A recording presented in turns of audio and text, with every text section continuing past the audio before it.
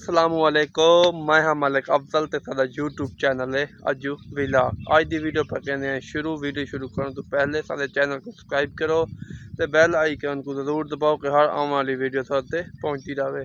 Weaver उम्मीद कहने हैं तुम सारे ठीक हो, सो अल्लाह तुमको सलामत रखे, जितना पैर हमने उतना खैर हमने। वीवर आज का टॉपिक बहुत अहम है, वीडियो ज़रूर सारी एंड तक देख सो तो अल्लाह तुमको खुश रखे। वीवरो टॉपिक ये है कि आज है मजदूर डे। मजदूर डे का तो आपको पता हो सी बे मजदूर डे क्या है। मजदूरों की अज है त्यौहार, अज छुट्टी है।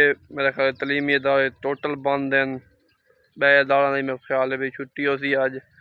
तो वीवरो गाल करने का मकसद है भाई मजदूर को छुट्टी कहनी, क्योंकि असा दिठा है भाई अपने इलाके दे या आस पास दोस्तों को से हर जाते मजदूर बेचारा काम करना पे।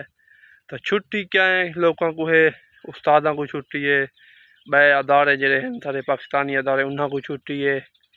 तो वीवरो ये क्या कानून है, गाल का मकसद है भाई मजदूर कोई छुट्टी होनी चाहिए।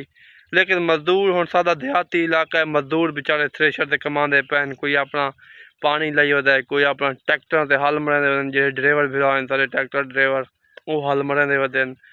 मसलन पलेदार हैं जे गंदम चेंदे वो मजदूरी कहने वह। वीवरो ये टॉपिक मैं ई गलू अज दसना पिया भी ये कानून कदा तक चलती सारे मुल्क है, ये गलत है। हक तो इवें बढ़ता हा बई अज मजदूरों की छुट्टी हो जिमें अदारा की छुट्टी है तो उमें मजदूरों की छुट्टी है। लेकिन मजदूर बेचारा छुट्टी नहीं कर सकता वीवरो। मजदूर अगर छुट्टी कहना है वीवरो तो उनका शामी चूल्हा बंद थी है। तो गाल करने का मकसद यह है वीवरो बई मजदूर के घर असा अगर शाम का या सवेर का राशन पहुँचाऊँ हाँ तो मजदूर ही छुट्टी कर सकता है। मजदूर तो बेचारा अगर छुट्टी कहना तो शामी उसका चूल्हा बंद थी है। वीवरो ये सही गाल नहीं, असा गौरमेंट तो अपील कहने हैं और अपने पाकिस्तानी प्यारे अदारा तो अपील कहने हैं भाई मेहरबानी करके गरीब के बारे सोचा वने। गरीब के बारे सोचे सो तो मुल्क सारा तरक्की करे सी। अल्लाह तुमको सलामत रखे, खुश हो, अल्लाह आबाद रखे, तुमको जितना पैर हमने उतना खैर हमने।